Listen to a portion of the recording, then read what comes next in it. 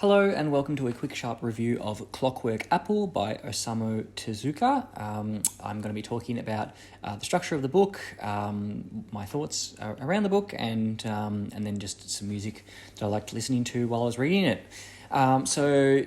This is the book. It is a manga, which is read right to left, as all manga published now are. Here's a standard manga volume, Claymore, as I just had lying around, just to show that Clockwork Apple is slightly larger. And then here on the back, we've got a brief description. So basically, it's a short story collection that Tezuka wrote from 1968 to 1973. Tezuka being what some would consider the godfather of manga.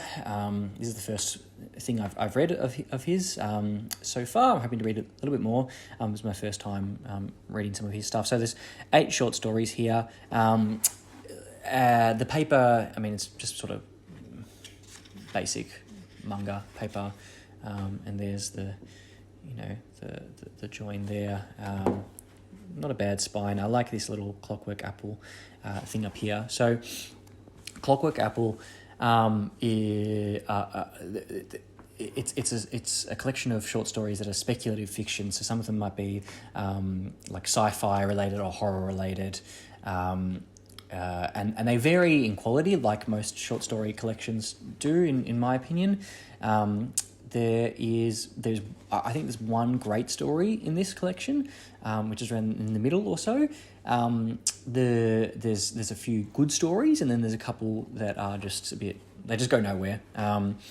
I think I personally like the horror related ones a bit more, and that's the great story. I'll give a bit of a blurb of that one. So basically, this guy meets a woman, falls in love with her. They start going on dates and things, and then he shows up to her house one time. He's never met her family before. He shows up to her house, and her parents are like, "Oh, who are you?" And he's like, "Oh, I'm looking for Rika, my girlfriend."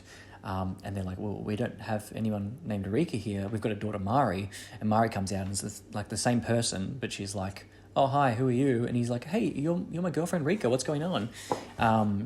And so she's like, "Oh, that's a bit weird. All right, let's come in and talk and stuff." Anyway, so there's this whole story about sort of doppelganger type thing, and so you're wondering, like, are there two people? Is it the same person? I won't ruin the twist at the end because I actually think it's a really good twist. Like I said, I think it was the best of the stories. And then there's some that are sort of like anti-war and anti sort of like industrialization. They're okay. They show their age a bit, particularly in like some of the artwork. The art style is obviously very different to art style of today. But one of the stories in particular, I think it was one of the most recent ones that he drew, has some really nice artwork. I really like this sort of nice shading here, and the different. There's one picture in particular, like this sort of stuff I think is really cool in a stark contrast to, say, like this sort of stuff, which is sort of very basic. The writing itself, I think, varies from story to story, and obviously shows its age a bit. He does this weird thing where he keeps referencing cultural things from the time period and news, like things that were in the news in Japan during that time period. So there needs to be all these little explanations on pages about what he's talking about.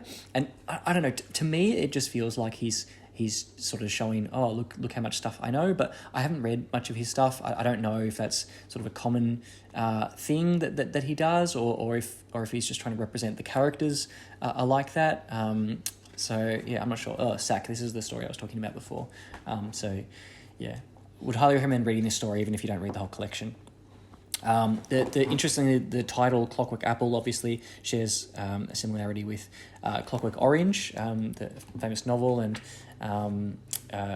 Kubrick movie as well. There's an afterword that he writes here where he says, "Oh, I just saw the title. I didn't know anything about it. I didn't read it. I just thought it was a cool title, so I basically lifted it and called it Clockwork Apple." It's a sort of provocative title, sort of organic meets mechanical. Anyway, and then in terms of music, I listened to like this classical music playlist.